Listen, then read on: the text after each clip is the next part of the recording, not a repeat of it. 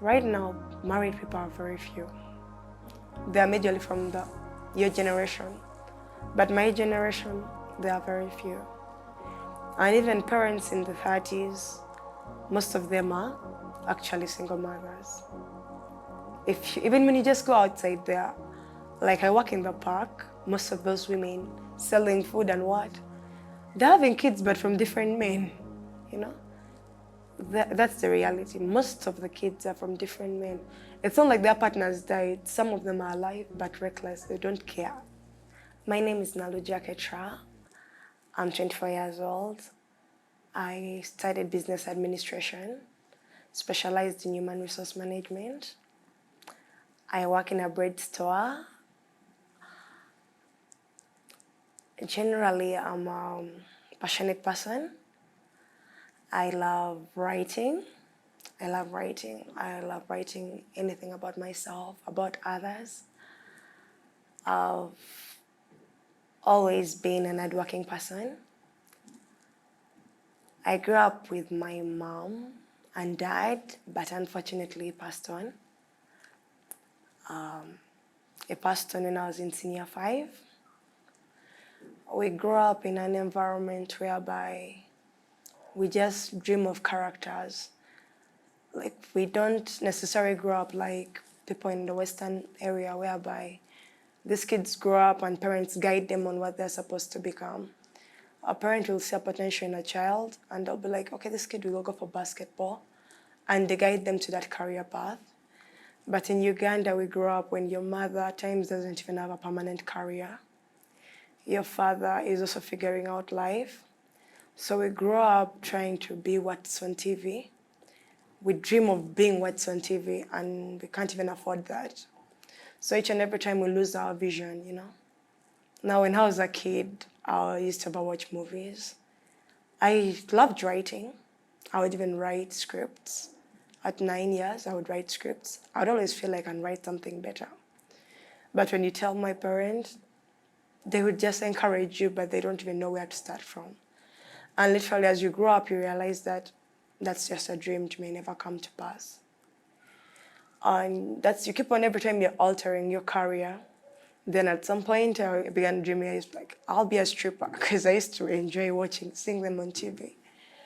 And I loved being okay, that's what I saw. I was like, I love the way they dance. I didn't know it was something bad. I used to think it was fun, and that's what I wanted to become. Then I began growing up, I realized it's wrong. So each and every time we are just altering careers because we don't have the right people to guide us, the mentors. And even our own parents, and several times, don't have the capacity to make us what we want. I wrote scripts to a point. In senior 1, I wrote many scripts, and students would read them and love them. But when I reached a point, I realized I have no one to sell them to. I don't know who to give them. I don't know where to start from. I burnt them, and some were stolen. That's how I gave up on. That's why I backed down on what I would have loved to become. That's the person I thought I was. Yeah. Because I had the passion in me, and it's not only me who faces that challenge. Very many children, we try. It's all the children from some good families whereby a parent is a doctor, and parents will endeavor to guide them to that path. But for a child whose mother is selling apples on the street or just hustling, definitely the parent tries to educate the child, but they don't even know what the child will become. And several times parents just try to take the kids to school. Actually, to a normal parent, most parents in Uganda, most of the parents who are not well off, they just educate the children for the sake. Let them know some English. When they reach a point, they can stop somewhere as long as they know English. You know, so they don't have a career path that they want for the child. They don't have a destiny that they're trying to guide the child to go to. And we just grow up trying to look out to people who are not even real. We try to look up to celebrities. And several times I've tried to be like an actress. So you find that you're trying to follow their lifestyle. Now, for example, whenever they break up, like you're following someone, and each and every time they're breaking up in relationships, Yeah, there's why you're demoralized. I'm always demoralized, and I'm like, oh, so this is the world. And I tend to say that, okay, most of the times I used to love movies so much. I used to love them so much, and it exposed me to pornography, that one I won't lie. And I was an addict for some good time. Tried to battling it out. It took a lot of time for me to change that, to try to overcome those challenges. And then even and several times you're lusting after people. Like I would lust after I watch a movie and I love and I'm obsessed with an actor for some good time. Then later when you wake or as you grow up you realize they're even so old for you. You have to wake up from that reality. But then it also gave me an aspect of life whereby I would want to marry a rich person. That was my vision of life. Like it's what I see in movies. You have to get married to a rich person, and they make you be so rich. That was the aspect I had of life. Because I grew up watching soaps, and I thought by the age of 18 I would be married to some rich person, because that's what I would watch in soaps. And when you come to reality, you realize it's very different. It's very different. Because you try dating to fit to that kind of life, and you're not getting it.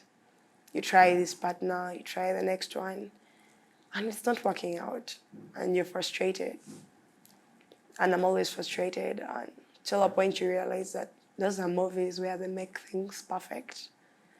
But in reality, it's the opposite. In reality, people are struggling. You don't get partners as they make it look in movies. Yeah, because I always wanted to make my relationships work out because I was influenced by soaps. I see people, yeah, they struggle till the end, they make it. But in reality, you realize it's different. We have different characters. We have different visions. And you have to wake up from that dream and face reality. Yeah, I've got to realize that I've wasted a lot of time trying to figure out relationships. Because the personalities I follow, I got to realize that women right now, women want to be successful of giving up on forcing relationships. And I've also realized that to be a successful woman, there are higher chances of you ending up independent. Unlike before, whereby when you're young, you just tend to think you love, love, love. You don't see things for what they are. So most times I pray because I've been in my house, not having rent, things are hard on me. I pray, that's what I resorted to. Because when I got done with school, I began living independently. Because my mother, obviously, she's also having her own issues. She's struggling also. You can start bargaining on her. So most times I pray, and I try to always hustle out income, because I tend to do my laundry business. I wash for people clothes to add on what I have. Yeah, because majorly the focus right now is stabilizing my own independent life. Because when I try to, at some point I would try to be like, maybe I try to play around with guys. But then I realized that all the guys who would want to give me money or who try to give me money, they are married. And them being married, I'm exposing my life to danger. Yeah, because at times when someone calls you like, this guy I'm married to him. And even apart from that, the age difference. What I would do, I would try to be nice with them. I know the guy is going to provide for me. I try to be nice to them. But then you realize they are pushing me on an age. You know, when someone is giving you income, you have to be nice to them. So I realize at times the person wants you to go visit them. The guy is in his 40s. You have to compromise and let's say sleep over. That wouldn't allow them to have sex with me, but I have to compromise and try to be nice to my source of income. And even at times you realize they're also struggling at some point. But they would give you when they have, like they would buy me a phone. When they don't have, let's say kids, they're having issues, kids are going to school, they wouldn't give you that support. Most of the girls are dating married men, not because they want, some of them, others because they've tried even their age mates and they've been wasting their time. Like on several times we date our age mates. I personally have tried it. You date your age mate, the guy doesn't help at all. At times it's not that they don't have, but they are mentally immature. They just want to, let's say, come and have sex with you. And after having sex, it goes, hello, hi, how are you doing? They don't know what a guy is supposed to do in a relationship. Apart from that, they even just play around. You realize that the guy just he's having sex with multiple girls. He's with me, he's with another, he's just having fun with the girls. That's what's happening with our age mates. So girls tend to decide, like, I'd rather be with a person who is going to support me financially. And definitely a successful man is usually married, who is able to have that extra income. I personally, being with one of them, I realized that they treat you like their child. And as a father, he knows what your age wants, because he has kids of your age. He knows you need money for this. He knows you need money to plait your hair. He knows it's your birthday, you need a gift. He knows, because that's what his kid at home would also want. And that's what pushes most of these girls to be with these men. She's like, I'd rather have sex with this person who is going to take care of me, other than being with my age mate who is doing nothing. Actually, most of our age mates just want to play around. They're just playing around. Yeah. And if you realize there are few who are settling are kids who have been raised by Christian families, and their parents are strict on them, like, you're done with school, I want you to get married. Such situations. But now, for us, we are growing up in the outer space. Like, you find you're not from a very Christian family. Yes, you're Christian. Yes, you're Anglican by religion. But you're not so deep into Christianity. You're not deep into that faith thing. You're all figuring out your lives, You find even maybe your mother is not married. You're all just doing what you want to do. Most of the times, you end up going for the married men. And the dangers with it is the fact that HIV is at its peak, because many of these men are sick. Because he has the money and he wants to just have fun. As you're boring, when you bore him a bit, or you're becoming over demanding, you will get someone else. And when a person is sick, most of them, they're selfish. When he's sick, there's no way he's going to settle with you, because he has nothing to lose. He already lost it. So he'll keep on changing other girls, and that's how the circle of AIDS is going on. And you'll find that this girl, you have an elder sponsor, like personally, I had someone who was sponsoring me. Yes, we didn't have that intimacy, but I knew what he wanted, because we girls, we always know that this person wants this and this. At the same time, I had a person of my age whom I loved. So if a scenario comes whereby I'm having sex with the older one, I'm also having sex with the younger one, then the younger one also had someone else that he loved. So the circle of HIV the game is just going on. Those are the challenges. Then apart from that, even time wastage.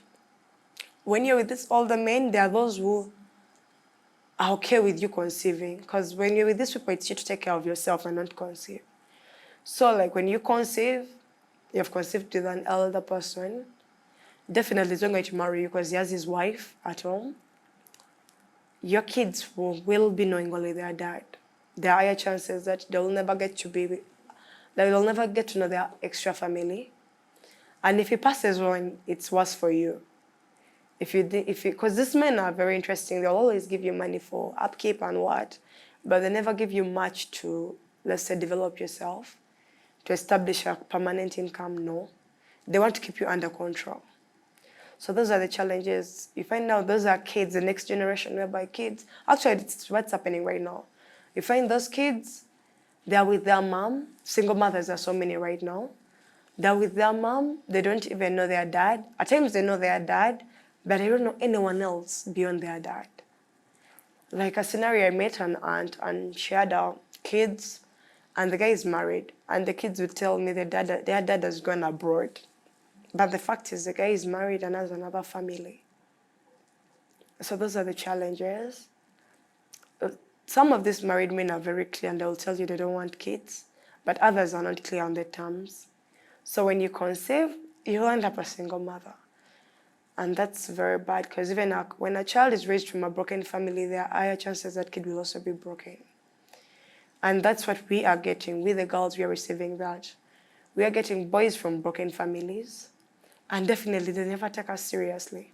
because they don't know the value of a family. I was with a gentleman and I love the guy so much. And this guy was just after survival because he knew I was working and literally would just use me for survival. Because his dad broke up with his mom. And they, these kids grow up as survive. When you're with a stepmom, it's all about surviving. And some of them don't even have stepmothers. Some of them, their parents rejected them. These are the kind of men we are receiving. Their parents rejected them. They grew up with their mom toiling. Definitely that boy will not have love. He will survive. That's why they end up going for sugar mummies, because they're about surviving. They even look at us. I meet them, some of my friends. They look at a girl and they want a girl from a rich family, because it's all about surviving. So now you, the girl, we of a same class, no, they just want you for sex. And even at times I've gone to church and you realize that in most cases we teach someone's basing on the theme. Let's say it's about communion, then we preach about that. It's about Easter, we preach about that. Christmas, but we're not going into deep details of the reality. Like pornography, this and this, it's what said, it's not good. Fornication, we are there in church, we'd be in church and I was dating someone and they rarely eat that topic. It's just on a few sermons whereby you'll find a preacher calling a spade, So we'll be there. Many times I realized we would be there in church, me and my friends. We are fornicating. And when you're in church, yes, you feel guilty, but you're there debating. You're like, how is a relationship supposed to be? You're there, you're just there debating where you're supposed to be. But then if we could be honest, like be really honest. You call a spade, to give the person the full gospel, tell them the truth. Tell them, yes, you're in courtship, but this is what is expected in courtship. Let them know what it is. Because it's recently when I realized that actually being with a guy and we are, let's say, kissing, it's wrong when we're not married. I used to think maybe it's allowed, those simple touches are allowed. And I would just keep on trying to debate on maybe it's allowed, maybe it's not. Like you definitely don't even know what's a reality, Because for the guy, they always tell you what they want. And for us, our relationship is what we see in movies. We see they're having sex and yes, they're kissing. That's the concept of a relationship we have. They don't have the concept of the men of those days. I wasn't in their era, but they had some maturity, whereby a man would know, yes, I love this woman, but I have to work hard, I have to pay bride price for her, I have to take her in, They knew that they had to take care of a woman. They had to do that. And that's something that people don't know. They're just having fun. Even in church, there is that we are not calling a spade. Because you'll find even in the choir, people back there, we are singing, but back there, people are having intimacy. Because we are not taught the truth. That we are not... Actually, if someone tells you the truth, you have to change this and this. Yes, you're in Christ, but you also have to live like Christ. We are not taught the full... We just paint. I feel like the gospel is sugar-coated. We are given gospel to favor, to kind of not hurt them, And it's based on particular concepts. Actually, when you go to some churches, it's more on the giving concept, That's where they're falling. Others are not on the giving concept. Others are just on the theme. Right now, the theme in every Anglican church is this. You get that? It's communion. That's where they're focusing. And they're lacking out,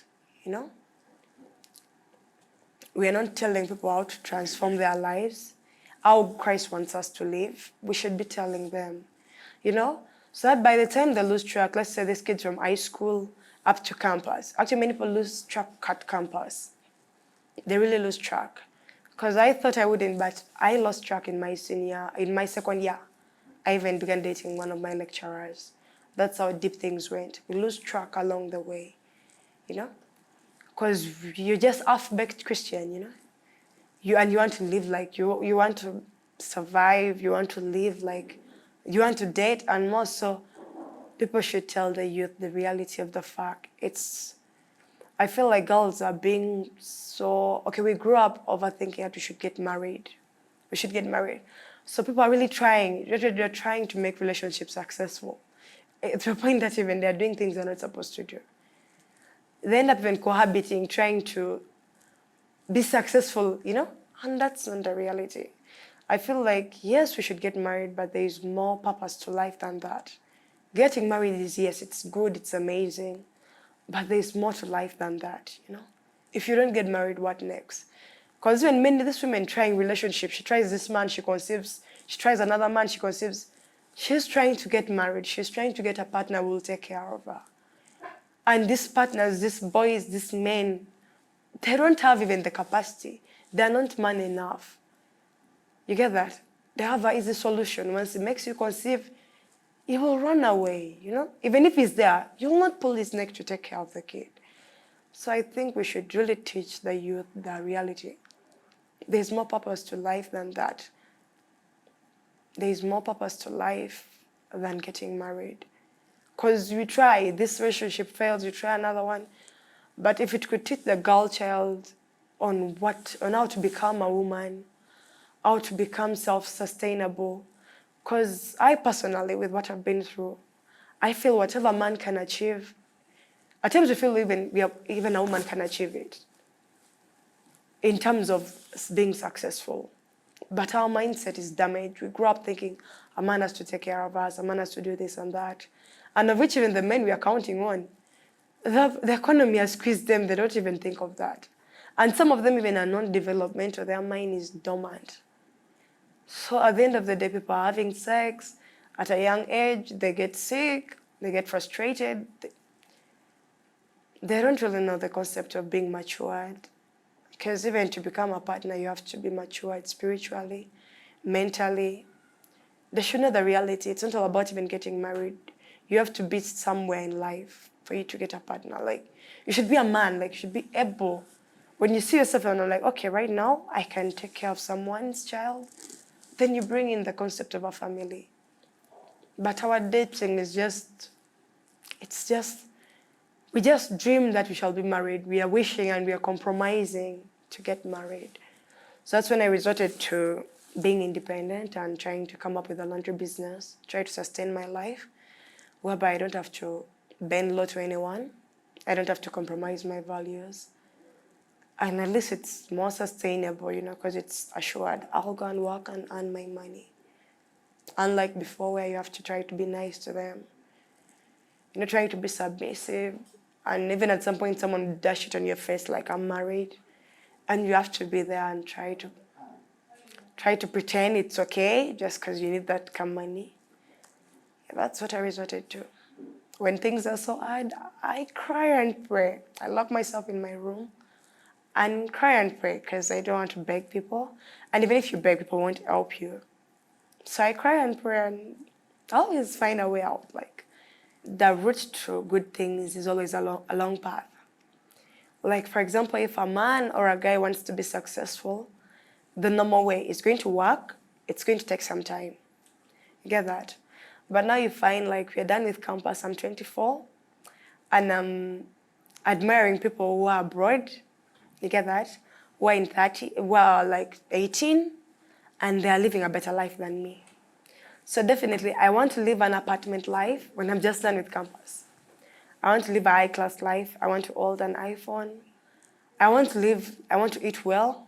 Actually, I want to eat nice things. I want to go to nice places, of which, if I was doing the normal path, it would take me some time, It would take me, let's say I'll be able to achieve all of that when I'm 27, 28, But you find we are under pressure, we are under influence, whereby we want to live that kind of life, a lavish life, at a younger age, even before we have worked for it.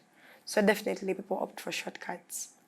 Girls are really being pressured to do so many things. Actually, prostitution at campus is very funny. I wouldn't call it even prostitution. It was called survival. You'd find young girls that are they're sleeping with guys just to eat chips. She admires to have chips. But she can't. Her parent sends her to school with some food items, Back in the days, your parents would send you those food items and you'd be in a similar situation. You'd all come and study. Like, no one had a big thing going on. But right now we're in an era whereby there are classic hostels, and literally someone knows this person is in a classic hostel. You reach a hostel is really classic, and you know this person is from a rich family. Then there are kids from struggling families living in Chisenyi, in slummy areas of campus. So definitely when a guy from a better lifestyle vibes her, she'll cling on to the guy, she'll have sex with the guy just to survive. Like, oh, this guy, oh, at times even a person would come, even I fellow girls used to experience it. A girl comes to your hostel, she'll be with you the whole day, just waiting for you to cook and she will eat. So now, and even these boys, some of them got to know that. Just have things eat at your hostel. A girl will come, give you sex as you want. She'll stay there, she'll cook just to eat. That's how tough things were at campus. And I was shocked and I was like, oh, as for me, I went through a time during my campus time. I used to commute when I was staying with my mom. I used to commute, I was in Boise. Things were so hard, like really hard. Like mom would give me 1K or 2K, and that would be half of my transport. So I would have to choose to walk to campus so that I could get something to eat. And the cheaper thing at campus would be a chapati of 1K. And I would be studying from 8 up to 5. There would be some space in between waiting for those lectures. And I would be starving. Like I would really starve, eh? Like by the time you can't even afford water, or time you have to carry water from home. And I'd reach a point and I'm all quaking, you know, like when you're quaking because of anger. And I won't lie, I really thought about prostitution. But what helped me out was my family, like that Christian aspect I had. I had some little bit of Christianity. Like, how would God see me and HIV? I had a lot of fear for HIV. I'd be like, okay, I would go and I may get AIDS. And I'd be like, no, let me just ignore that aspect. So I kept on thinking of getting a job. I would think of getting a job, and I would get some gigs. I would go and usher at events and stuff. That was the only thing that helped me out. Because the person I was living with was also struggling. Like, things were just tough. So when I came to campus, when I joined Chambogo, by then I was at MOOC at first, then I joined Chambogo. I got to realize that many people don't even sell themselves because they want. It's because they want to survive, you know? They want food, actually. They want the cheap thing. They want food. And I also can't blame the parents because the parent is already selling cows, selling stuff to educate them. And there's nothing further. I even got to realize that there were even parents who would call their kids to help them. You know? You're at campus and your parent is counting on you to educate the younger ones. And even you, for us, with a girl child, naturally we are mothers. There's no way you'll be happy when people at home are starving.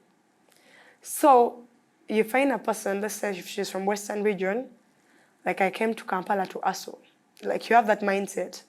So as you're studying, you'll endeavor to get money to send to your siblings at home, to visit them at school.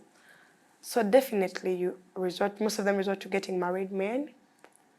At least that's what I saw in my neighborhood. They would go to married men. They would rarely have these young boys, no? When a girl, you'd find that having married men, big men, working men, you understand? And they would have every level. There's the one to sustain you, there's one for this petty money.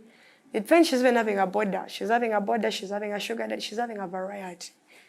But everyone, and they learned one thing about men, which I also learned, is this men will never give you money like constantly. They'll give you at that time when he has also got, things are also hard on his side. When he has got that extra money, like he has, money is flowing that season. When that season comes when he has no money, there you're stressing him, right? He will not pick up your phone calls and stuff. So that's why girls would opt to have a variety of them. So at each and every time there'd be a constant flow of income. You get that? When this big sponsor is not, like that Indian sponsor is not sending, there's a black man sending. You get that? If that one isn't sending, the border is giving her an assured.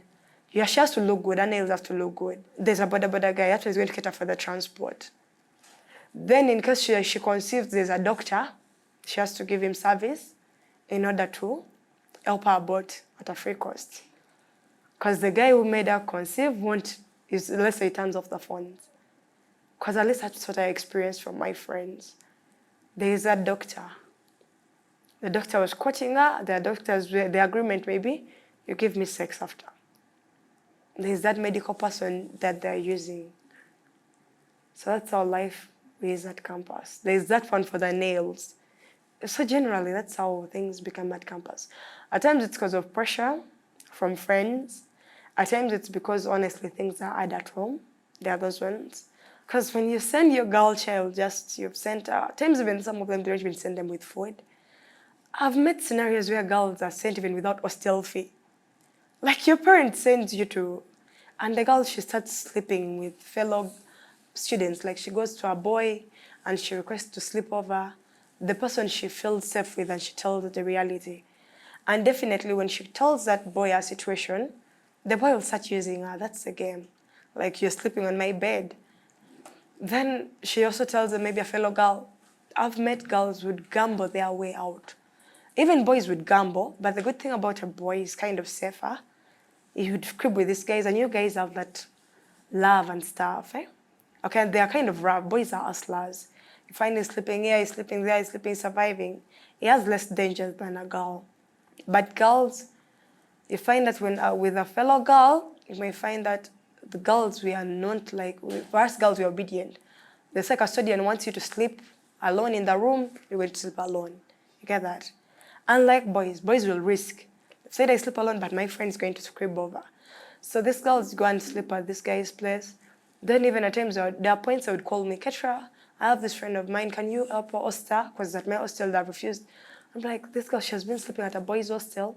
Now she's again with a girl. Like the entire time, and you wonder what the parent is doing. Because fine, I've struggled to offer the fees, but how about the accommodation? You know? Because food, she could figure it out. If you give her the charcoal and you give her the food stuff at home, she could try to. But now even you haven't given her an option of them sleeping. You just sent her to Kampala. And it's worse for the parents with kids on government. Some of them think they are finished. Once the kid is on government, the kid will take care of herself. From the allowance, she has to cater for herself, she has to cater for her survival. And when the money is done, and even on top of that, they're even calling her at home asking for that money. Some of the parents even are the ones who manage the money, they manage the finance. And you really wonder, what have you left for the child? She has courseworks. You get that? She has to perform. She has courseworks. She has to print her courseworks. All that is money. But as a parent, you have sent her to school. You've paid for tuition, of which even tuition is paid in bits, because that's a good thing about government. You see there's that struggling aspect. They're paying in bits. So parents should go an extra mile. It's not all about sending the girl to the university. It's trying, okay, being a parent is a full-time thing. It's you trying to be the man in our life. Because if you don't provide, definitely you're giving an option to look for someone else to provide. She will look for that because it's natural. One of the major challenges I've got is discovering myself in terms of my career path. My parents did their best to educate me.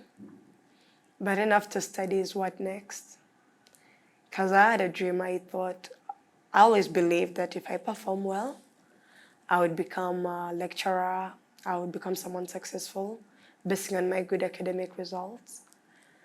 But then when I come out to life, you try to apply for jobs, jobs aren't coming up.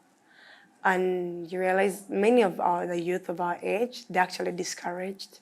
Because when I talk to my friends, they'll be like, the jobs want job experience, of which in terms it's even just an excuse. Times jobs are advertised when they're already taken up. So you realize that I feel like time is going. I don't have job experience. And I'm not where I would want to be. And I don't know what can I do to be there, you know. So you'll be there, I'm like, I'm 24 years. I'm working in a bread store, which I'm grateful. But then I'm not gaining any additional value to my career. So at times I'm scared and I'm like, what if I wasted time studying? What if I wasted time studying and that's not where I would want to be?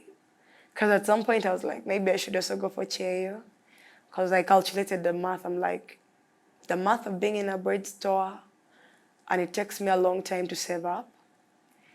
I would rather go out and be a cleaner. But then at times I'm scared. I'm like, okay, if I be a cleaner, will I be a cleaner for the rest of my life? So all those things are scary. And it's not only me, it's on many people of my age. We get done with school and you're like, what's next, you know? You find the jobs even maybe they're under giving you very little money. Whereby you'll toil and toil for years, you're earning 300, 150, and you'll become a nobody. So that's what's scaring many people of my age. And our friends who have ended up going out, someone did education, fine teachers have jobs, but the payment is very low. And they're now housemaids. And personally, I'm scared because that's not where I would want to be in future. That's not what I want my kids to see me as. That's the most scary thing. I'm a girl. I was trying to figure out who she is. At times, I would say I'm trying to identify myself. I'm confident, I'm ambitious, but then I'm scared. And several times I'm scared because I don't know what I'm going to be tomorrow. I feel I'm just existing right now, but I'm scared of what's next and whether I'll be there. And I don't know if I'm supposed to be scared. I don't know. The truth is, I don't know who I am. I'm just figuring out who I am.